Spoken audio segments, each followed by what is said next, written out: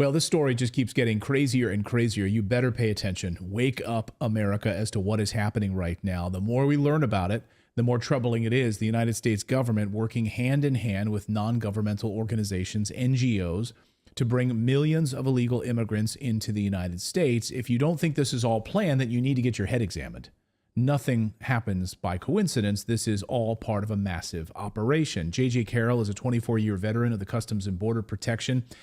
And what he's just uncovered as part of his new documentary called Treason is just astonishing. JJ has been kind enough to send me dispatches of the documentary as they are filming this, and it's just jaw-dropping. Speaking with sources at these NGOs who don't want their face on camera, they don't want their voices on camera either. They are what they're telling JJ is just shocking. Listen. It was Jewish Family Services, and then you had Jewish Family Services who also had these underlying NGOs under them, whether it be Lutheran Family Services, Catholic Family Services, and then all these different family services, but they all have the same parent company. So you would pay Jewish Family Services, and then they would pay the... It was all of the subcontractors, but they all have the same payee for the most part. And JJ joins us now fresh off of that latest trip. JJ, welcome back to the show. Thank you for having me, Clayton. I'm really excited about talking about this is the greatest crime that is going to be uncovered in the next several years, is the partnership between NGOs and the federal government, and the tune of tens of billions of dollars, if not hundreds of billions of dollars, after this 4-year term of Biden's over. So you don't have to tell us the location because we don't want to give away any sources of who you spoke with, who obviously didn't want their face on camera. But you went into this, I think, with some ideas about how these NGOs were operating, right? These non-governmental organizations, there's thousands of them that are ferreting individuals across the border and then dispersing them across the United States, a lot of them with funding from the United States government. But when you set foot into these interviews, did it stun even you, or did you already know all of these things? No, it did stun me. If I'm being completely honest, I had a very good idea of what was going on, what was transpiring. But when you talk to people that are inside those meetings, so the individual that I talked to was a DHS employee. He was the guy that cut the checks to the NGOs. And he's telling me, he's laying it out for me about what this looks like. He cut checks to Jewish Family Services, Catholic Charities, and a couple other. And I said, tell me about, just give me an example. And he goes, okay, Jewish Family Services, let me explain how this works. So Jewish Family Services, I said, tell me the amount, okay, before you get started. He said, $600 million. And I said, okay, was that 2 or 3 years contract? He goes, no, that was like 2, 3 to 6 months max. Wow. Max. And then he said, what was really stunning to me is this is where the money laundering scheme comes in. So he goes, you have Jewish Family Services at the top. He says they have 50, so let's just say 50 to 100 subcontractors underneath him. After I give them, he's telling me, after I cut that check for $600 million, then those smaller subcontractors that are responsible for food, clothing, housing, whatever that $600 million does not cover or did not cover enough, those subcontractors call us and say, we need 10 million here, we need 5 million here. And I say, well, do you vet it? He goes, no, we're in emergency mode. So we cut the checks immediately to him. Immediately. And he says, but this is where it gets crazy, JJ. He said, when I cut the checks to the subcontractors, I'm cutting the check to the same payee.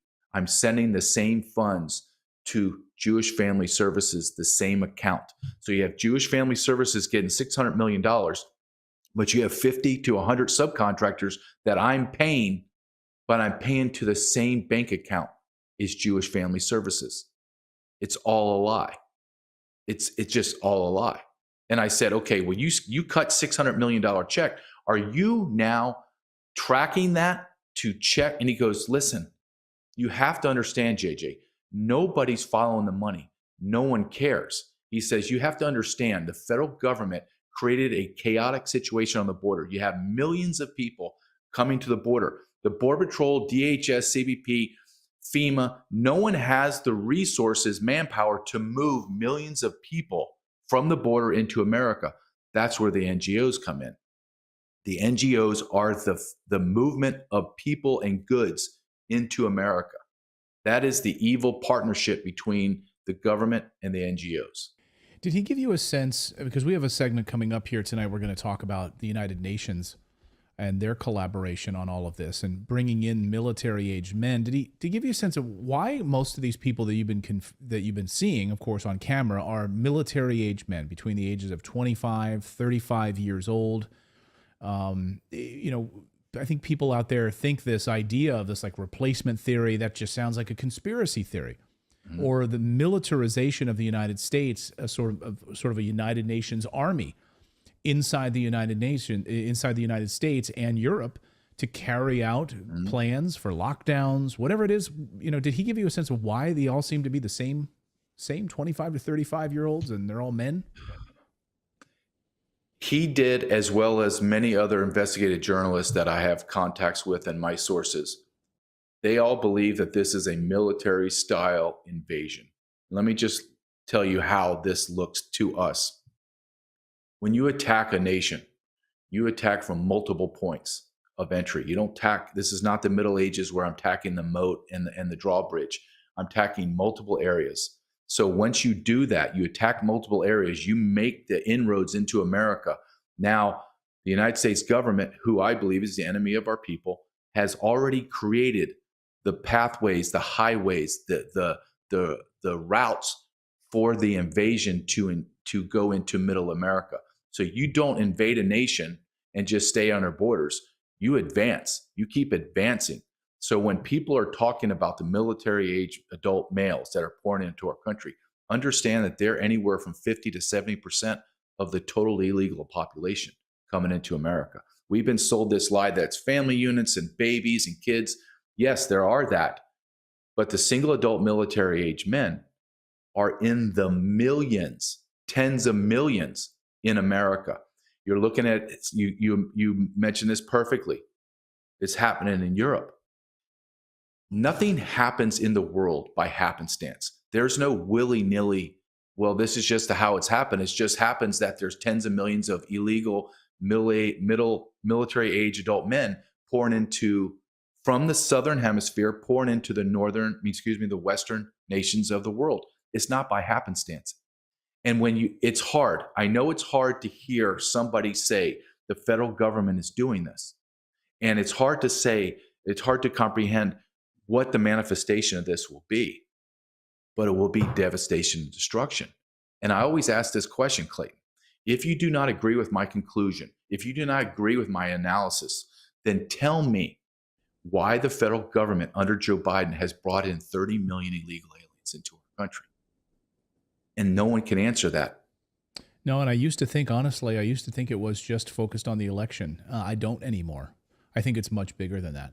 And I think you're seeing what you're doing, this amazing work, is starting to really pull back the strings on this, pull back the curtain on this, and uncover a massive plot that I don't even think we fully understand how big this is. When you talk about the thousands of NGOs that are operating and delivering these people around the country, can you talk about some of the mechanisms? Did your sources at the DHS and otherwise tell you, how much money they're being given?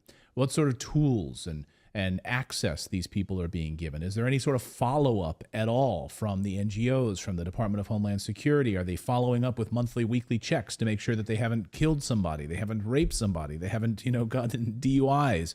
What sort of things the tools and things are they being given? Okay, that's a great question. So I asked him that. I said, what does it look like?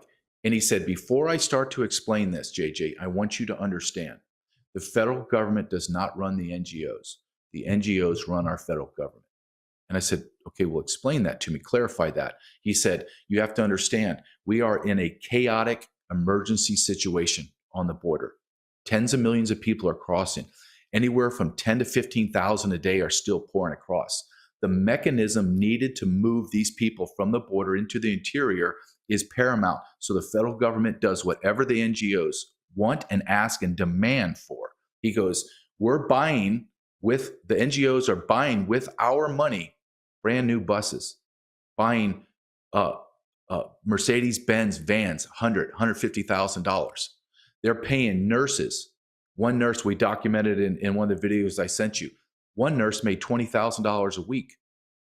A week, not a month, a week. And that's one nurse. So the corruption, okay, let me give you another example. I'll give you two examples. In San Diego, we filmed there just recently. Down in San Diego, just one hotel. Okay, this has been going on for almost 3 years, but just one hotel. There's many more. Let me just give you an example. Ramada Inn on Hotel Circle in San Diego. It's where Hotel Circle is where everybody goes to go to SeaWorld, the beaches in San Diego.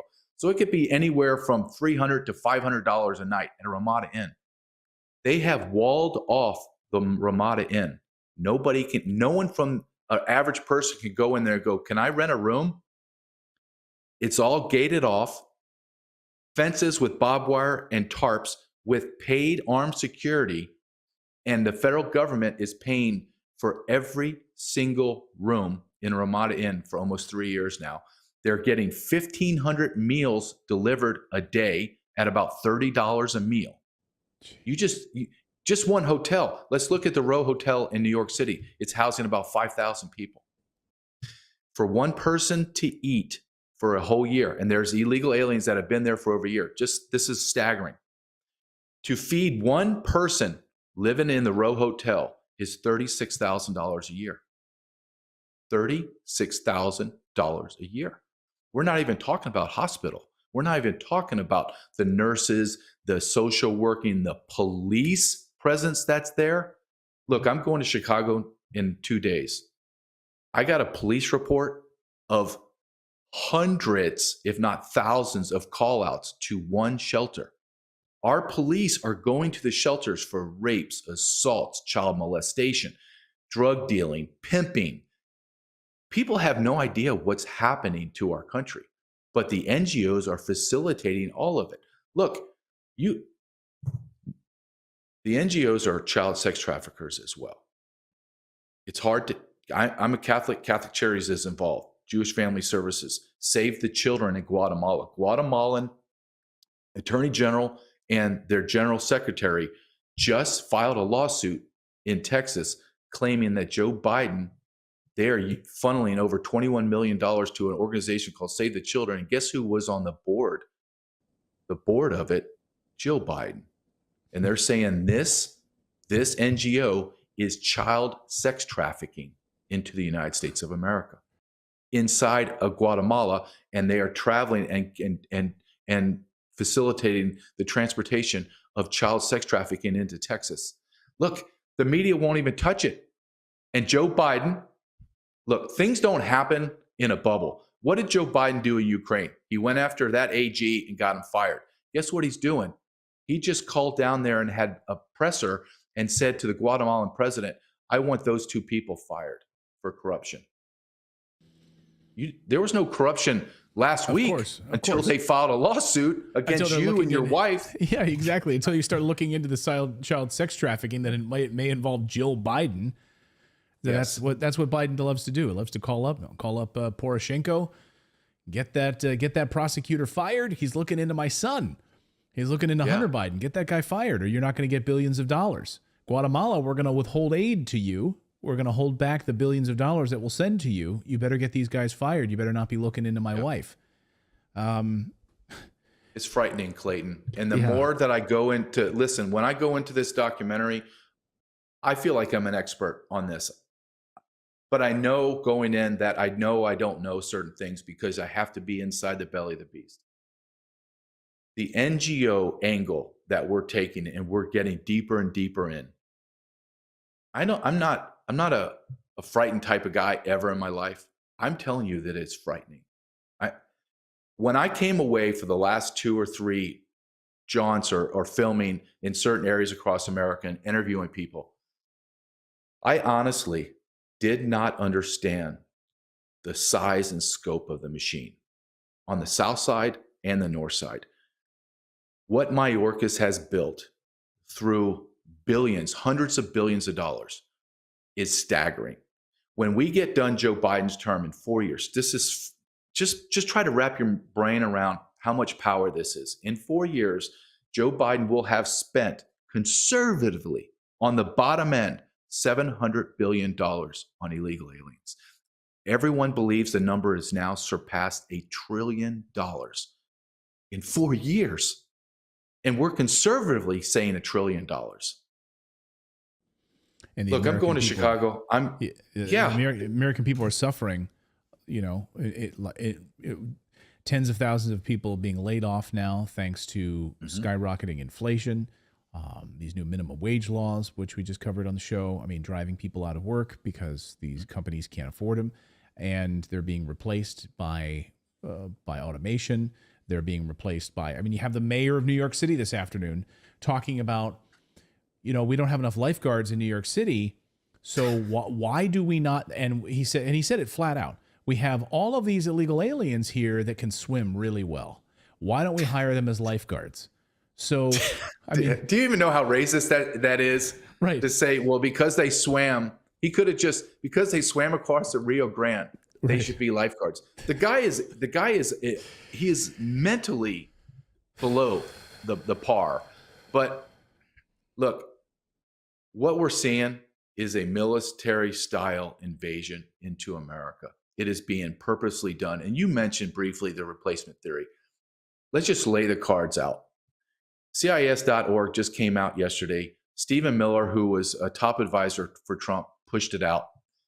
Conservatively, almost 52 million people living in the United States of America today are foreign nationals.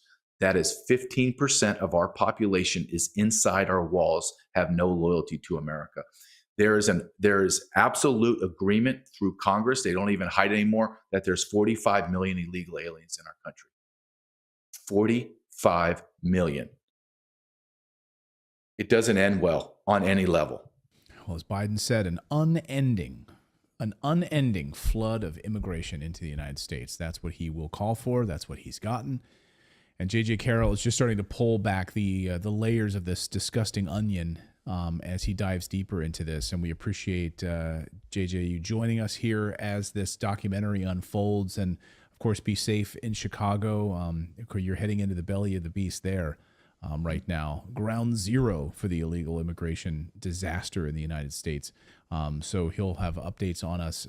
Hopefully you'll be able to bring us some updates on that when you get back from Chicago. JJ, as always, thank you so much for joining us here. We really, really appreciate it.